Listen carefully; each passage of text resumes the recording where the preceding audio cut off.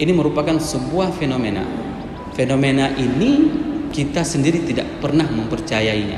Inilah kelemahan umat Islam. Allah dan Rasul sudah memberikan paparan, patron kehidupan. Apa sebenarnya yang harus kita jalankan dan bagaimana seharusnya kita menjalani kehidupan ini. Namun sayangnya umat manusia, umat Islam meninggalkan patron tersebut. Inilah sebenarnya tujuan kenapa kita menjelaskan wa'dul haq, karena supaya kita bisa kembali kepada jalan yang benar, bahwasanya apa saja yang dikatakan oleh Allah dan disampaikan oleh Rasul itu adalah kebenaran. Kebenaran tersebut, saya berulang kali mengatakan, kalau kita ingin mengkaji secara saintis, maka kita memerlukan waktu 14 abad untuk membenarkan kebenaran tersebut. 14 abad. Bagaimana Al-Quran menjelaskan siksaan yang paling terhebat itu adalah kullama naddat juluduhum baddalnahum juludan ghairah. Siksaan itu akan diberikan kepada mereka-mereka yang diazab nanti di hari akhirat. Itu adalah mereka akan dikuliti. Setiap kulit mereka itu dikuliti, maka akan ada kulit lain dan dikuliti lagi, begitulah seterusnya. Ternyata secara medis ditemukan rasa sakit itu terletak di bawah kulit. Ini baru ditemukan di abad ke-20. Jadi kalau kita ingin merasionalkan apa yang dikatakan oleh Rasul, itu perlu 14 abad. Umur kita cuma paling lama 63 tahun. Itulah yang paling mahal yang dinamakan dengan hidayah. Hidayah Allah itu sungguh mahal. Sehingga apa? Begitu misalnya ini jamaah ini yang disampaikan bukan untuk jamaah di sini, karena di sini semuanya sudah baik-baik. Begitu mereka mendengarkan azan yang di sini semuanya bergerak, meninggalkan segala aktivitas langsung ke masjid. Ini merupakan hidayah. Jadi itu sebenarnya yang perlu kita ajak saudara-saudara kita yang masih berada di luar hari ini. Di saat mereka mendengarkan suara azan masih di luar, ini yang sebenarnya tugas kita. Harus kita mengajak mereka ke jalan yang baik dan benar, dengan cara yang baik dan benar. Hadirin jamaah yang dirahmati Allah. Hadis Tamim ibnu Aus Ad-Dari radhiyallahu anhu, ini tanda yang ke-13 tentang tanda kiamat kecil, tersebarnya Islam ke pelosok dunia. Qala Rasulullah sallallahu alaihi wasallam la yablughanna hadzal amr ma balagha al-lail wan nahar. Bayangkan pada saat itu tidak ada Ustadz Google, tidak ada YouTube. Di saat para sahabat mendengarkan la yablughanna hadzal amr ma balagha al-lail wan nahar, mereka itu tidak tahu di mana terbit matahari, di mana tenggelam matahari. Sungguh demi Allah, di saat mereka mendengarkan apa yang disampaikan oleh Rasulullah, maka hanya ada satu kata dari mereka, amantu billah wa bi rasuli. Sahabat itu tidak tahu di mana pertama sekali muncul matahari dan di mana tenggelam matahari, dan itu bukan menjadi pertanyaan mereka. Tetapi di saat mereka mendengarkan bahwasanya agama Allah ini akan sampai ke wilayah diliputi siang dan malam. Wala yatrukullahu baita madarin wala wabarin, dan Allah tidak akan membiarkan rumah yang megah walaupun rumah yang sederhana, illa adkhalallahu hadzal din bi'izzin aziz aw badlin dhalil, melainkan akan memasukkan agama ini ke dalamnya dengan memuliakan orang-orang yang mulia dan menghinakan orang-orang yang hina. Ini merupakan janji Allah.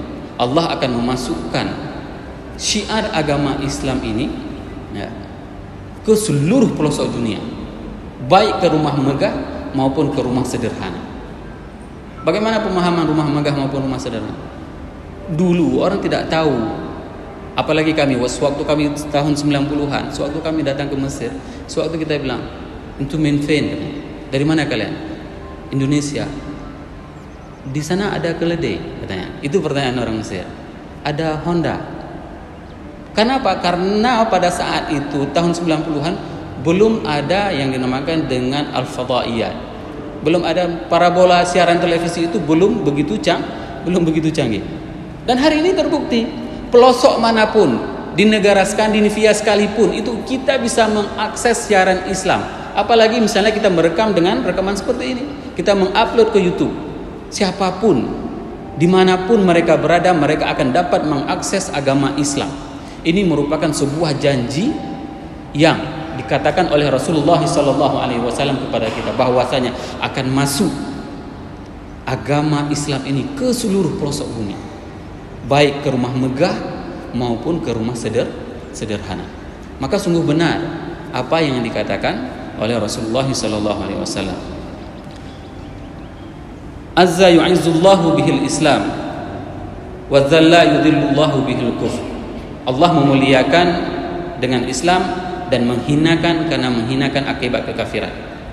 Ini merupakan sebuah ungkapan yang diriwayatkan oleh Umar, bahwasanya di saat pembebasan Baitul Maqdis, saya sudah menyampaikan pada pertemuan yang lalu, Umar sendiri yang mengatakan bahwasanya kita ini mulia dikarenakan kita masuk Islam. Sehingga apa? Sehingga kita ini menjadi umat yang hebat. Padahal orang Arab itu terkenal orang yang paling asyaddu kufran wa nifaqan, manusia yang paling kufur dan yang paling munafik. Bayangkan, itu gambaran orang Arab di dalam Al-Quran. Manusia yang paling kufur dan yang paling munafik itu adalah orang Arab. Tetapi di saat mereka hidup dengan ajaran Islam, maka mereka mulia. Orang Arab, jamaah yang dirahmati Allah, tidak tahu dia bagaimana tersenyum.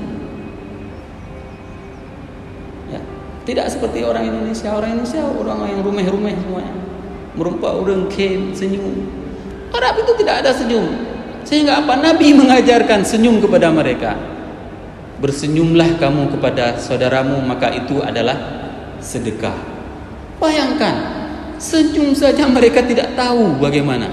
Dan yang lebih parah lagi orang Arab ini, ya, lebih parah lagi, mereka tidak pernah mencium anaknya. Datang seorang Badui berjumpa dengan Rasulullah SAW. Dia melihat Rasul mencium cucunya. Apakah engkau melakukan itu, wahai Rasulullah? Iya. Lalu Rasul bertanya, kenapa? Apakah engkau tidak punya anak? Ada. Berapa orang? 10 orang. Dan aku tidak pernah menciumnya. Maka Rasul mengajarkan kepada Arab Badui, pulanglah engkau ke rumah dan ciumlah anakmu, agar kasih sayang Allah itu turun dan curah kepadamu. Hari ini ada orang di Indonesia yang menyalahkan orang Arab. Apa itu Islam? Islam itu kan harus dibawa secara nasional, kearifan lokal, nusantara.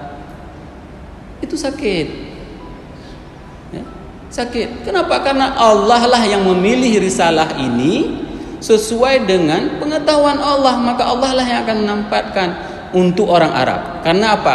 Komunitas Arab itu adalah asyaddu kufran wa nifaqan, itu bisa diperbaiki dengan Islam. Apalagi orang Aceh.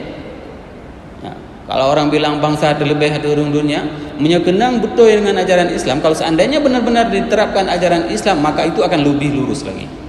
Hari ini permasalahannya kita ini tidak menerapkan Islam secara benar.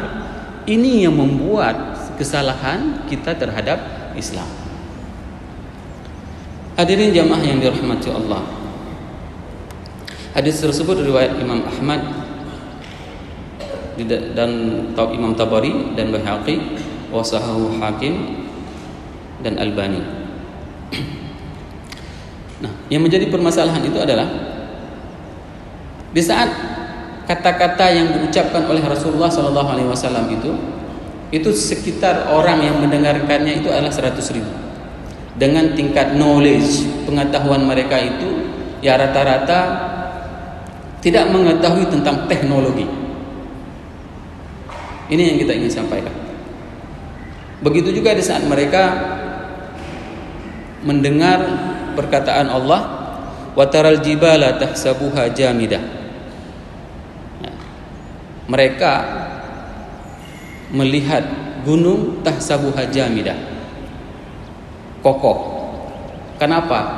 Sewaktu mereka mendengar bahwasanya mereka melihat gunung itu kokoh, mulai dari bapak mereka melihat gunung itu kokoh, Kakek mereka melihat gunung di Arab itu kokoh, sampai nenek-nenek mereka mendengarkan cerita bahwasanya gunung itu kokoh, ya. Wahia tamurru marras sahab. Tapi Al-Quran mengatakan bahwasanya padahal gunung itu berjalan seperti jalannya awan. Kira-kira kalau misalnya ayat ini kita baca ke generasi milenial hari ini, yakin mereka bahwasanya gunung itu berjalan seperti berjalan awan? Yakin? Saya yakin bahwasanya mereka tidak akan pernah percaya dengan hal seperti ini. Kenapa? Bagaimana mungkin gunung itu berjalan seperti jalan awan? Itu persepsi kita. Akan tetapi para sahabat di saat mereka mendengarkan sesuatu yang diucapkan oleh Rasulullah SAW, mereka mengatakan, aku beriman terhadap apa yang engkau sampaikan, tanpa ada analisa. Ini merupakan sebuah kualitas keimanan yang sangat luar biasa. Dan hari ini terbukti, ternyata awan itu bergerak dikarenakan dijalankan oleh angin.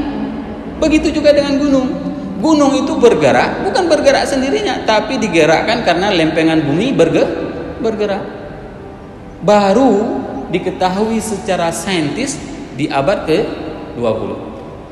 Sehingga apa? Eropa sama Arab dulunya satu. Terjadi gempa yang besar, maka terpisahlah.